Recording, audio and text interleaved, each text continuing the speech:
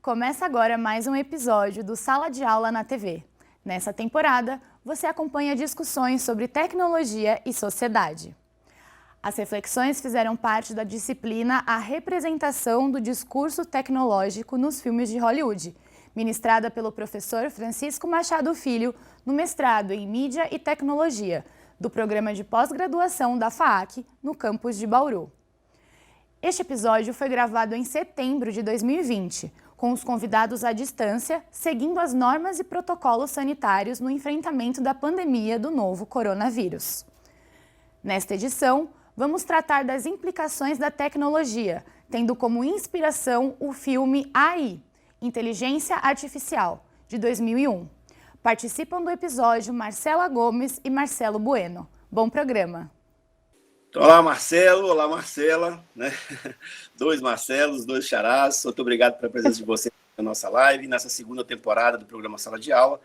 E a gente vai discutir um pouquinho da tecnologia, né, e como ela está impactando a nossa sociedade através da representação que os filmes de Hollywood fazem, produzem, né, e criam esse senso comum que a gente acaba embarcando nele. Né? A gente acaba acreditando, muitas vezes, no que um filme promete, no que o filme mostra para o futuro, e a gente acaba criando aí uma relação com a tecnologia, às vezes perigosa, porque essa representação ela sempre vem ligada a um discurso, sempre vem ligada a uma ideologia, né?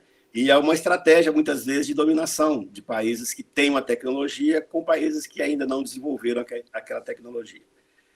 Então, muito obrigado pela presença de vocês, né? É um prazer estar aqui conversando com vocês.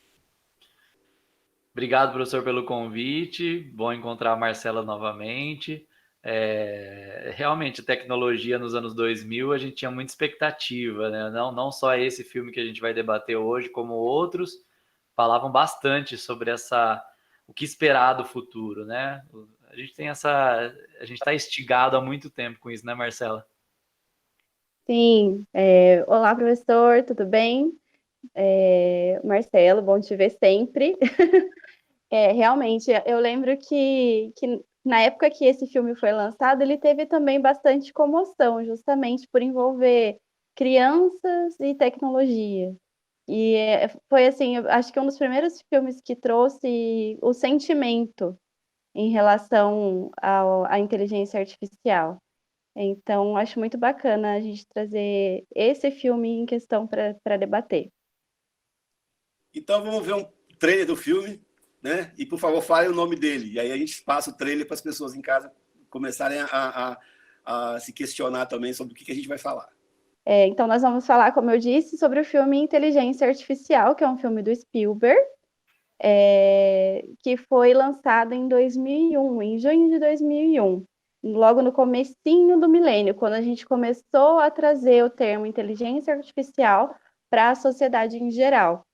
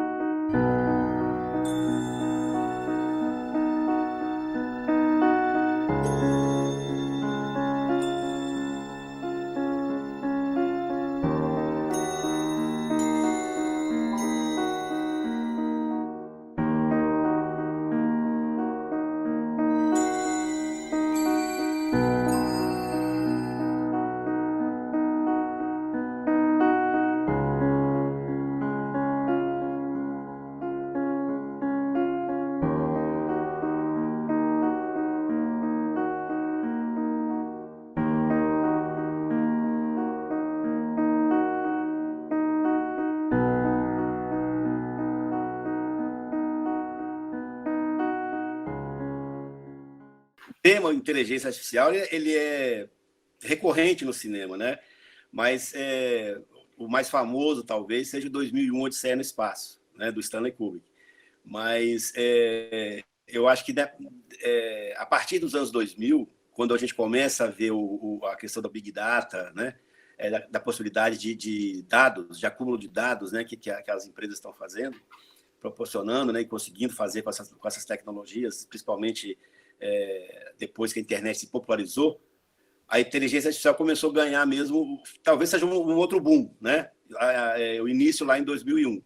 Depois a gente viu um pouquinho, né, que ficou um pouquinho apagado de novo, porque isso é natural no cinema, mas agora voltando novamente a ser debatido e a ser apresentado no cinema como um pano de fundo para as histórias.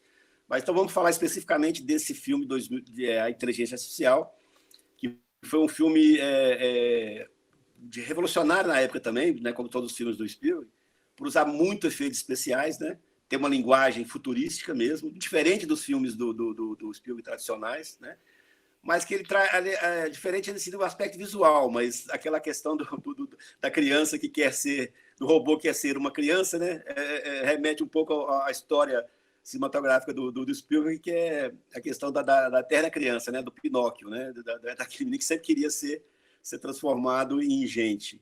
Então, para a gente começar a entender qual que é o contexto que vocês fazem dessa época, né? 2000, 2001 até 2005, mais ou menos, quando a gente começa que tecnologias que estavam nessa época, para a gente começar a situar o pensamento que as pessoas tinham a respeito dessa tecnologia naquela época. Para a gente é interessante falar, porque a gente estava numa época, como eu falei no começo, de muita expectativa em relação à tecnologia. Ela ainda era uma área muito desconhecida para todo mundo. Para quem, né, já estava trabalhando com isso na época, lembra que em 1999, para os anos 2000, a gente tinha uma expectativa que ia acontecer o bug do milênio, né, que na virada do milênio ali, que é uma coisa que poucos presenciaram, né, a gente ia ter uma pane geral nos sistemas, né? Ela ia ter algum problema nos computadores, e isso não aconteceu. E a gente tinha uma expectativa muito grande, já se falava muito sobre as transformações tecnológicas, que até que ponto elas influenciariam na nossa vida, elas fariam parte da nossa vida, a gente conviveria com uma tecnologia que te ajudaria de alguma maneira. Então, o filme trata, né, para quem não lembra ou ainda não assistiu, vale muito a pena. Vocês viram pelo trailer, as imagens são interessantes, os efeitos para a época eram muito modernos. Você não é aquele filme do passado que fala sobre o futuro de uma maneira feia. Você percebe que até tem elementos estéticos muito parecidos com o que a gente tem hoje mesmo, nesse novo futuro. Aquela cor muito mais do alumínio, as luzes, o LED... Isso está muito presente no filme, mas basicamente era uma expectativa em relação ao que a tecnologia faria para a gente, com a gente, ao nosso lado, a partir dos anos 2000 em diante, né, Marcelo? Então, Marcelo, eu acho que vale a pena destacar 2 pontos aí. O primeiro, o realismo que o Spielberg traz, como você mesmo citou. Ele traz uma realidade do futuro muito parecida com a que a gente tem hoje. Então, ele é mais crível, mais fácil de acreditar naquilo que se passa. Não tem aquelas visões, por exemplo, de Volta para o Futuro, que traz carros voadores, não é nada disso. Ele traz coisas mais acessíveis e mais próximas do que a gente tem hoje e que tinha naquela época. E o outro ponto importante é que o filme ele acontece pós-derretimento das geleiras. Ele traz imagens de Manhattan embaixo d'água, que é a principal ilha, a ilha mais importante, embaixo d'água. E foi uma coisa que a gente começou a falar naquela época, que foi sobre o efeito estufa. Época um pouquinho que a gente era adolescente ainda, então isso era falado muito dentro das escolas, nos noticiários, e a gente tinha medo do que pudesse acontecer no futuro. E outra coisa é a tecnologia, que passou a ser mais acessível. Não eram smartphones em 2000, em 99, mas era o Nokia, que todo mundo tinha num preço razoável, eram Discmans, eram itens de tecnologia mais fáceis de transportar e que todo mundo poderia ter o seu e ouvir sua própria música, ouvir aquilo que queria. Então, foi uma época de mudança tecnológica também. Ela passou de ser uma coisa inacessível. Essa questão que você colocou da proximidade com a realidade, isso é uma coisa muito interessante, porque esse é um dos pontos onde mora o perigo desse discurso tecnológico, porque quanto mais verossímil, né, quanto mais uma possibilidade real daquilo ser de verdade, daquilo ser realidade, mais a gente tende a assimilar aquilo como um discurso, né, e assimilar o conceito que aquilo é passado como se fosse realmente uma coisa que vai acontecer. Por exemplo, algumas pessoas podem estar esperando que um dia realmente a gente vai ter uma inteligência artificial daquele nível, né, ao ponto de você ter um filho robô que possa substituir o filho natural que você tenha. Então, assim, isso é engraçado porque a ficção científica, né, o gênero, né, ficção científica no cinema, até década de 70, mais ou menos, né, 80, ele era muito descolado da realidade. Era uma coisa bem, né, Jornada nas Estrelas, Guerra nas Estrelas, os filmes B, então, da televisão americana, a gente discute exatamente a indústria americana, né, audiovisual, eram filmes assim, absurdamente mentirosos, né? A gente sabia que realmente era uma mentira. A partir da década de 90 para cá, a gente vê uma tentativa dos diretores, dos roteiristas, de aproximar cada vez mais uma realidade possível dentro dos filmes. E isso é perigoso, porque esse discurso que cria em nós esse senso comum da tecnologia e faz com que a gente aceite ou interaja com a tecnologia como essas grandes empresas querem. A gente acaba sendo coagido ou impulsionado, né, impelido a lidar com essa tecnologia de uma forma programada, né? E isso é muito perigoso. E no inteligência artificial a gente vê isso, né? Essa, como você destacou mesmo. O que eu acho mais interessante no filme também é como ele lida a diferença entre o robô e a inteligência artificial, que é programado para amar alguém, né? E os seres humanos, né? Que tem uma série de emoções que acabam criando aí o drama do filme, né? O conflito do filme, a ponto do robô ser descartado como se fosse um objeto qualquer, né? Como é que vocês analisam essa relação do ser humano, né? da emoção de amor, ódio, inveja, egoísmo, com a máquina que foi programada para amar, né, e tentar ser amado? E qual que é o discurso que esse filme passa, então, para nós, dessa possibilidade do homem, do ser humano, poder se afeiçoar a uma máquina a tal ponto, né, de criar um conflito existencial dentro de uma família? Como é que vocês analisam essa questão? Muito interessante isso que o senhor falou também sobre a proximidade com a tecnologia, só para complementar. O filme é interessante também porque quando ele trata o robô ali, seja qualquer nível de robô, ele tem as características humanas. Então, eu acho que a ideia do filme também é pular aquela etapa que a gente teria de estranhamento, né? De um robô em casa. Não, é como se fosse um ser humano. Um robô amigo. Não, é como se fosse uma pessoa. Um robô namorado. Aí a estética é semelhante ao humano. Então, acho que realmente faz parte desse discurso de que, o robô e o humano não são tão diferentes assim, né? Na estética ali. Você não vai estranhar não precisa tanto. ter de mim, né? Então ele pode ser semelhante. Então, cria-se realmente essa facilidade aí na compreensão, né? O filme é muito rico, né? Se você for analisar ele com cuidado, você vai ver muitas mensagens ali. Igual a Marcela falou, você tem uma mensagem climática, você tem uma mensagem de desigualdade ali em alguns momentos, né? Tanto robôs ou como condições financeiras mesmo. Mas a mensagem central é essa questão do afeto, né? E aí, logo no começo do filme, não é nenhum spoiler do final, mas logo no começo do filme, tem uma frase na primeira reunião que eles fazem que vai guiar todo o discurso ali, né, do filme, que quando o cara fala o cientista fala que vai desenvolver um robô que é possível, que é capaz de amar, e aí a assistente que está ali com ele, dentro da equipe, ela pergunta, mas e aí, o humano vai ser capaz de amar também, né? Teoricamente, fazer o robô amar o humano é fácil. Como que ele vai saber ser amado? Ele vai saber receber o amor? E aí, Marcela, também acho que tem uma riqueza que me parece que o filme também trata o amor como uma fidelidade, né? O fato do robô amar significa, claro que faz parte do amor, mas significa que o robô vai ser fiel a vida inteira, vai ser, independente do que aconteça, ele vai sempre amar aquela mesma pessoa, ele não tem um senso crítico ali. Me parece que tem essa questão também no filme. O que você acha? Primeiro, eu queria colocar uma coisa que você falou aí que me fez pensar. Você falou assim, o robô parecer com o humano. Na hora me veio a imagem daquele desenho dos Jacksons.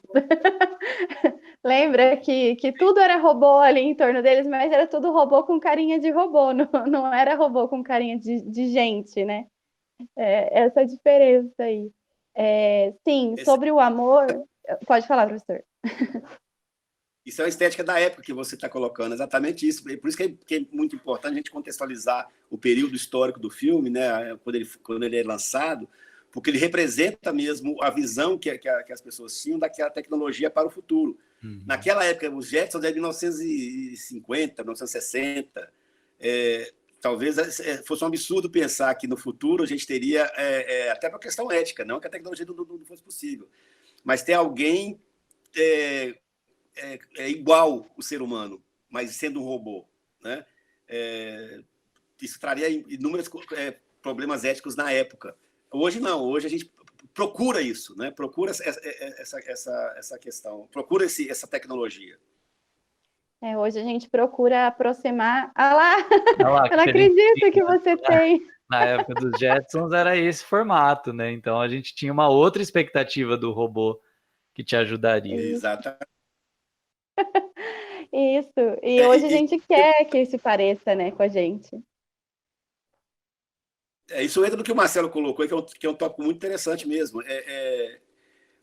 Se a capacidade do ser humano amar uma máquina está muito relacionado a como ele enxerga essa máquina, né? Então, se a gente enxergar sempre um robô, a gente vai sempre identificar que é um robô. Mas se eu enxergar que aquilo ali é uma pessoa que parece comigo, talvez essa barreira eu acabe esquecendo essa barreira. Que é o que acontece um pouco com a mãe, né, no filme.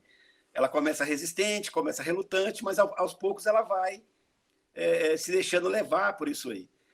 E uma coisa que você falou também, mas me chamou muita atenção, ele é programado para amar e ser fiel a vida inteira.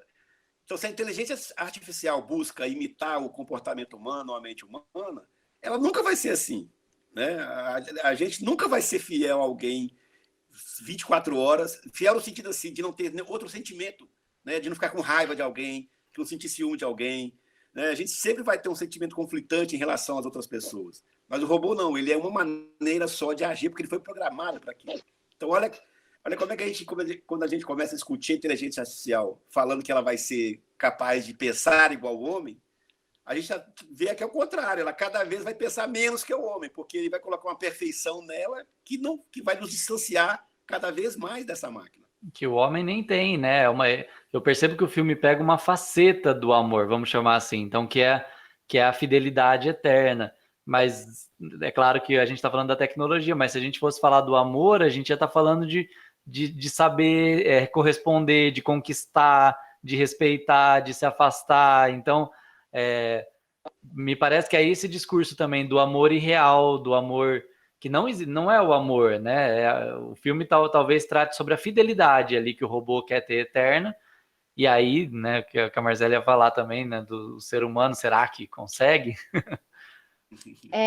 Exatamente, porque a gente mesmo ainda não entendeu os sentimentos em relação ao amor. Existem inúmeros livros para debater esse assunto. Então, como que a gente poderia imitar esse sentimento num robô se a gente nem entende ele em nós mesmos, né? E eu acho que essa é a principal diferença entre ser humano e máquina ainda. E é bacana assim, esse filme trazer esse sentimento. Eu acho que de fidelidade é mais importante até do que de amor, porque também é um medo que veio junto com o falar sobre inteligência artificial, sobre a revolução das máquinas, sobre as máquinas dominarem o homem, serem superiores ao homem. Então, eu acho que por isso também trazer um pouco de linguagem de fidelidade, de respeito e da máquina estar submissa ao ser humano. Eu acho que é um pouco disso também, né? Muito interessante o que você colocou. A gente não sabe o que é o amor direito, tem várias definições do amor direito, do amor, né, que pelo mundo, cada um tem a sua versão, que aí a gente fica preocupado o seguinte, quem está programando aquela máquina? Né? Então, quem programa aquela máquina é a visão dele a respeito daquela realidade, daquela verdade, né, do amor, por exemplo. Mesmo que ele busque num banco de dados uma quantidade enorme de possibilidades de relacionamento hoje, vai ser uma coisa baseada na experiência individual de uma outra pessoa. Então, assim, cada vez mais a gente tem que ter cuidado com esse discurso da inteligência artificial, de que ela vai ser algo capaz de superar o homem ou de pensar igual ao homem. Eu acho que isso nunca vai acontecer. O cinema cria essa possibilidade por uma questão dramática, por um efeito, né, de discurso mesmo ideológico, político. Mas a gente tem que pensar muito bem, porque hoje a inteligência artificial já está em tudo, né? Esse telefone, essa tecnologia que nós estamos usando aqui agora, ela está repleta de inteligência artificial, muito mais da época, quando começou a ter debate, na década de 60. Né? Hoje, o seu telefone, por N serviços de localização, ele te dá um mapa do trânsito, ele te dá sugestões, existem algoritmos que reprogramam o tempo inteiro a partir dos nossos dados, mas isso tudo é uma máquina de aprendizagem que limitada a fazer certas coisas. Né? Se isso um dia vai ser capaz de pensar como o ser humano, eu acho que você tocou num ponto certo. Nós ainda não entendemos o nosso próprio processo de raciocínio, nosso próprio processo de amor, né? ou de qualquer outro sentimento. Né? Então, como é que nós vamos ensinar uma máquina a ser igual a nós mesmos se a gente mesmo ainda tem problemas para utilizar e saber como a gente processa, né, toda a informação no nosso cérebro? Aí vai estar, parece que talvez o pessoal mais velho aí que vai saber, mas quando você fazia cópia da cópia, né, do VHS, toda a cópia vai sair pior do que a original. E parece que a inteligência artificial é a mesma coisa. Se a gente está ensinando a máquina a pensar como a gente está ensinando errado, porque a gente não sabe pensar direito ainda. E os conflitos do filme, eles acontecem bem quando surgem esses pontos, assim. Quando o ser humano se sente ameaçado, como que ele responde? Quando a mãe se sente ameaçada ali, a proteção dela e a do filho, como que ela responde, né? Mas o filho, quando retorna Você tocou bem, Marcelo. O filho, quando retorna do hospital, ele cria uma relação natural de dois irmãos. Quem teve irmão da mesma idade pequena sabe que um provoca o outro o tempo inteiro, né? Que desafia. Tira sarco o tempo inteiro, né? Mas ele se sentiu ali, aquela coisa egoísta mesmo do irmão mais velho ou mais novo querer o afeto do pai e da mãe. Isso é uma coisa natural de qualquer família. Quem teve irmão na mesma idade sabe o que a gente está falando. Mas o robô não sabe lidar com isso. Porque quem programou, não programou para isso também. Então, isso é mais um exemplo assim, que o sentimento humano e as falhas do ser humano, elas muitas vezes são tentadas a não ser reproduzidas da máquina, mas é aí que as falhas se sobressaem, é aí que elas acontecem mais. E a riqueza também vai estar nessa falha, né? Igual eu estou tentando falar sobre o amor, né? O amor também, não é um programa para refletir sobre o amor, é para refletir sobre a tecnologia, mas se fosse espelhar o amor no algoritmo ali, né, na linguagem, ele deveria ser composto por essas dúvidas, de que caso, não digo nem tanto numa relação de pai e filho, mas numa relação amorosa, que se o amor não é correspondido, talvez ele tenha que ser deixado, né? Faz parte do amor também. E realmente uma complexidade tão grande que o robô, foi o que o professor falou, você teria que programar o robô ali com vários se, né? Se você não é amado igualmente, não corresponda. Se você está ameaçando a outra pessoa em nome do amor, não faça. Mas você está sendo tão utópico. Mais do que o robô. Mais do que o robô. Pode Você ser. Está muito reflexivo. Mas é porque falta essa reflexão no filme de que os desafios que Porque assim, qual que é a minha visão otimista? É que, diferente da do professor, eu acho que um dia a gente vai ter uma tecnologia tão avançada. Hoje eu percebo que eu fiquei refletindo sobre isso enquanto eu assistia de novo o filme. A gente já tem uma máquina que anda, a gente já tem uma inteligência que dialoga. O que essas coisas são desconectadas. Eu não sei se vai ser o Google, se vai ser o Facebook, ou a Apple, ou a Amazon, que vai conectar tudo isso em um produto só.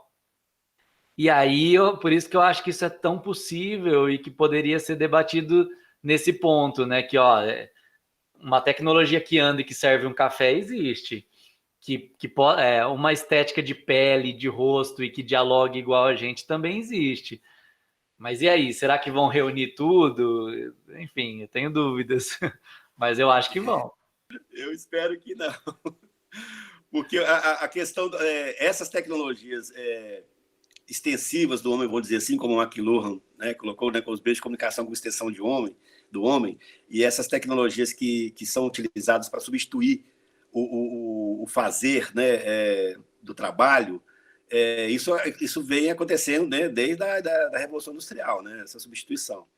Mas o pensamento, né, a construção do pensamento, a construção do saber, e o modo como essa construção permite essa relação interpessoal, né, eu acho complicado, porque se a gente chegar num momento que a máquina possa fazer isso, aí eu vou no que a Marcela falou, a gente primeiro tem que saber como é que isso se dá com a gente mesmo.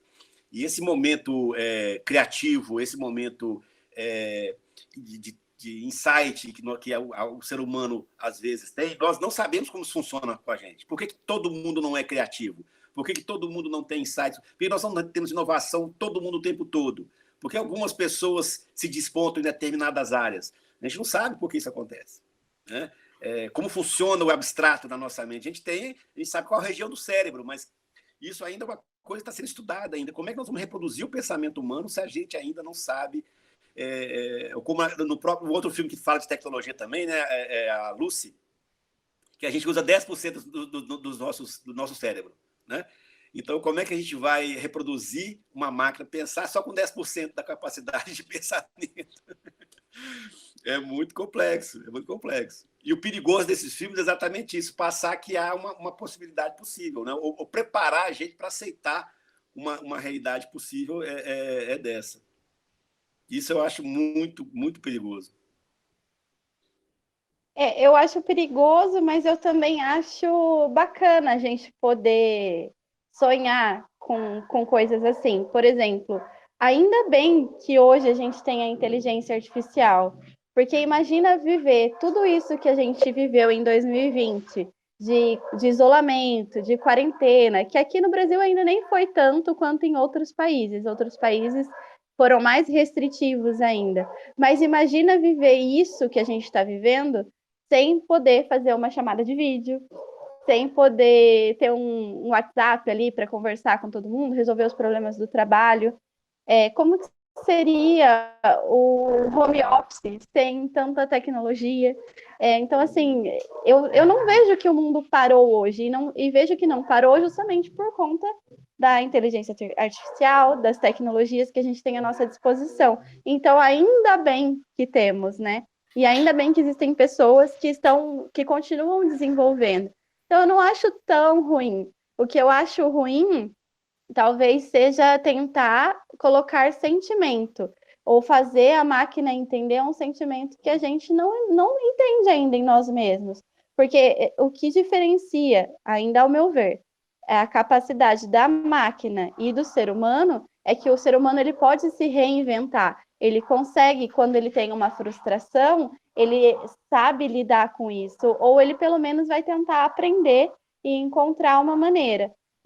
A máquina, como a gente vê no filme, não. Ele foi programado para amar a mãe e o pai, e a mãe e o pai que ele amou. E quando o irmão chegou, não foi tão bem assim. E aí ele foi descartado, foi deixado de lado. Geralmente, se a gente pensar por esse viés, a máquina ela não sabe lidar com a frustração, mas ela sente esse sentimento da frustração. É como se fosse uma criança que está aprendendo ainda a lidar com isso, né? Por exemplo, no filme do 2001 Odisseia no Espaço, quando o computador percebe que o ser humano está querendo desligá-lo, ele reage. O problema é que nesses filmes a reação sempre é negativa, sempre é para se proteger, destruindo o ser humano, né? O inteligência artificial, não. Ele traz uma nova perspectiva. A máquina quer se tornar humano. Ele não quer destruir o ser humano, né? Porque se fosse na mesma linha do inteligência do 2001, Odisseia do Espaço, colocando a inteligência artificial como vilã da história, talvez o menino viraria um Chuck brinquedo assassino, né? Ele é um robô que começaria a matar todo mundo. Mas no filme não, ele quer se tornar humano, ele quer ter aquela capacidade para que a mãe possa amá-lo e ele sinta, né, esse sentimento de novo.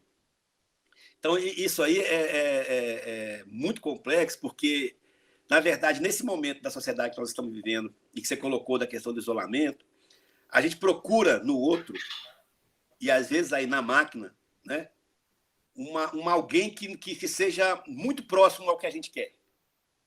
Quase nós mesmos, né? E aí, então, se você programar uma máquina para ser aquilo que você quer, eu acho que nós vamos...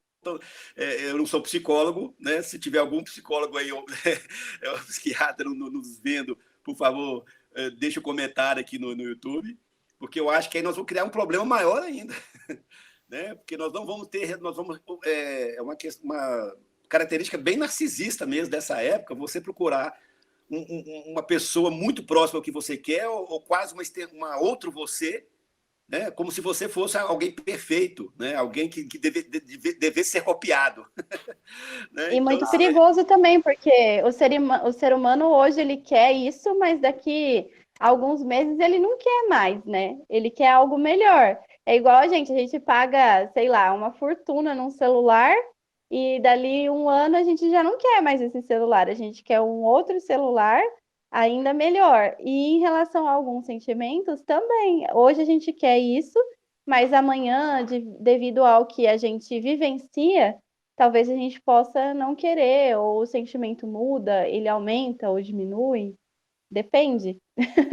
Eu queria fazer uma provocação em torno disso, porque enquanto a gente está gravando esse programa, a gente está no meio da pandemia ainda, e já há 6 meses em casa. Eu acho que o filme também contextualiza esse cenário histórico aí, né, das pessoas, né, de um cenário meio utópico mesmo. A Manhattan foi destruída, né? Os filmes sempre começam com essa justificativa. E eu acho que a gente nunca viveu, a minha provocação é essa, acho que a gente nunca viveu um momento como esse que a gente tem que ficar trancado dentro de casa, né, pelo menos deveria, durante 6 meses. E isso porque a gente tem uma expectativa que agora nós estamos em setembro, que em dezembro ali no máximo a gente está voltando à nossa vida normal.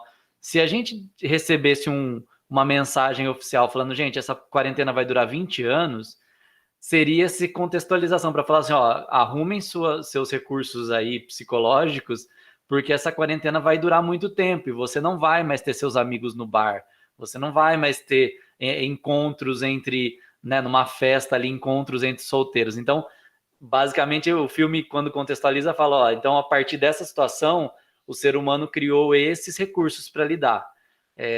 E aí, mais uma vez, essa questão, né?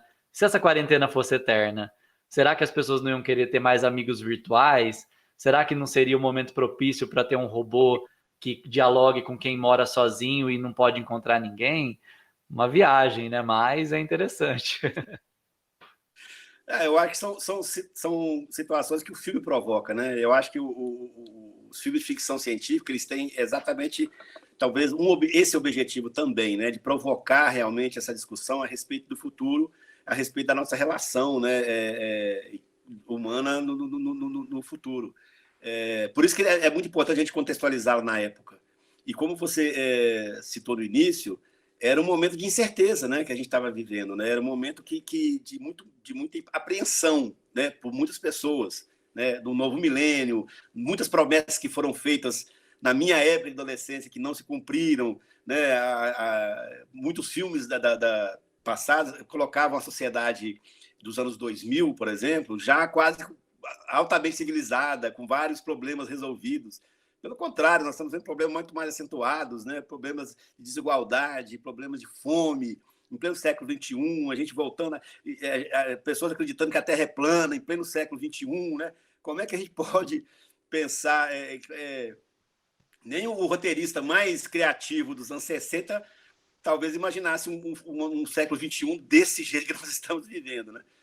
E uma coisa Nossa, interessante... sobre isso não dá nem para comentar sobre a Terra plana.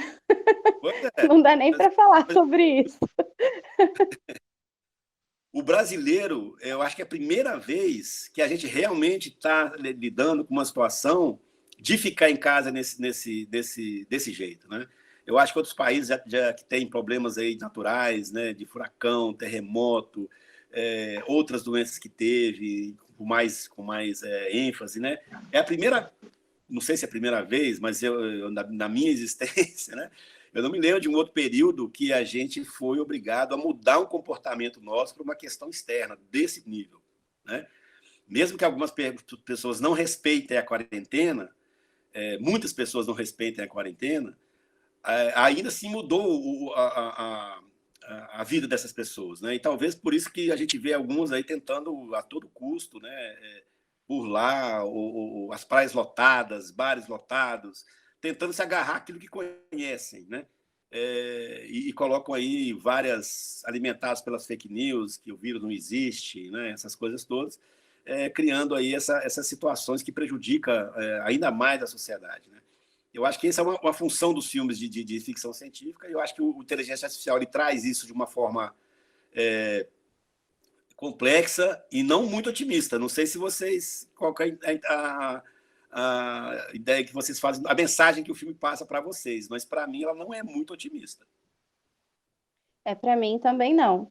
Tanto que não é dos meus filmes preferidos, porque eu acho ele muito triste, é uma história muito triste, e o final também não é otimista, o final é totalmente triste. Então, por isso que não é dos meus favoritos, mas eu acho que ele ainda é uma história atemporal, e é uma história que ainda cabe. A gente está em 2020, ele tem quase 20 anos, tem 19 anos, mas ele é atual, ele está presente no que a gente está vivendo. A gente tem tanta tecnologia, mas a gente não tem tecnologias capazes de evitar incêndios como os que estão ocorrendo hoje.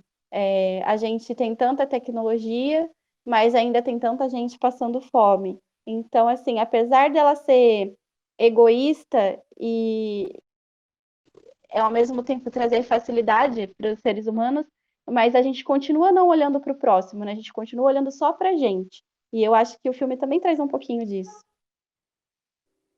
Eu acho que essa mensagem do filme é determinante, assim, é para mostrar como o ser humano é imperfeito, embora ele se considere perfeito e que sabe tudo, ele não é, e coloca a gente num conflito muito grande com a gente mesmo, né? E aí, quando esses desejos internos aparecem, né? Como que você lida? Quando aparece os ciúmes, quando aparece a disputa, tem um momento que os seres humanos ali estão destruindo os robôs porque eles se sentem ameaçados. Então, eu acho que a mensagem central do filme é a imperfeição humana e não a perfeição do robô. Embora tenha imperfeições do robô, mas a imperfeição humana fica muito mais evidente no filme ali. Concordo plenamente, Marcelo. Acho que você pegou o ponto-chave mesmo. E como a Marcela falou, o filme tem 20 anos, ele continua atualíssimo, porque a gente continua imperfeito. Eu concordo plenamente. Eu acho que é uma questão muito séria mesmo de se pensar. Não basta a gente tentar melhorar a sociedade com a tecnologia. A gente tem que melhorar. A gente tem que buscar a gente melhorar, a gente pensar no outro, pensar no meio ambiente, pensar no próximo, e não criar tecnologias que cada vez vai alimentar o nosso egoísmo e as nossas imperfeições. Eu acho que a mensagem você pegou no ponto essencial mesmo da mensagem do filme. E a tecnologia sempre vai ser um reflexo, né? Ela vai ser um reflexo do que a gente é também como sociedade. Mas eu acho que é essa a nossa colaboração. Acho que foi muito legal. Acho que a gente Gostei muito da conversa, do bate-papo. Agradeço a presença de vocês, mas infelizmente nosso tempo acabou. E daria para a gente ficar conversando aqui várias outras, né, outras lives, né, mais tempo, porque realmente isso é uma coisa complexa e que a gente está vendo cada vez mais sendo próximo da gente mesmo, né? Muito obrigado, Marcela. Obrigado, Os dois Marcelo. Marcelos aqui quase não gostam de falar, né? Se deixar, a gente fica 24 horas aqui. Isso. A gente fica. Obrigado por tudo. Imagina, professora, a gente que agradece a oportunidade de falar um pouquinho. Espero que a gente consiga contribuir de alguma forma. E se a gente falou alguma coisa errada aí, perdoe a gente, mas é só a nossa humilde análise aí sobre o filme e o contexto em que ele estava situado. Exatamente. Para a gente vai ser sempre interessante fazer essa análise da sociedade e da tecnologia. É uma forma de entender o futuro da tecnologia e o presente da sociedade, não tem como. Mas obrigado pela oportunidade, professor. Eu que agradeço. E você que está nos assistindo, teremos mais lives como essa, outros filmes discutindo tecnologia e a nossa sociedade através do cinema. Fique com a gente. Um abraço e obrigado a todos pela audiência. Tchau.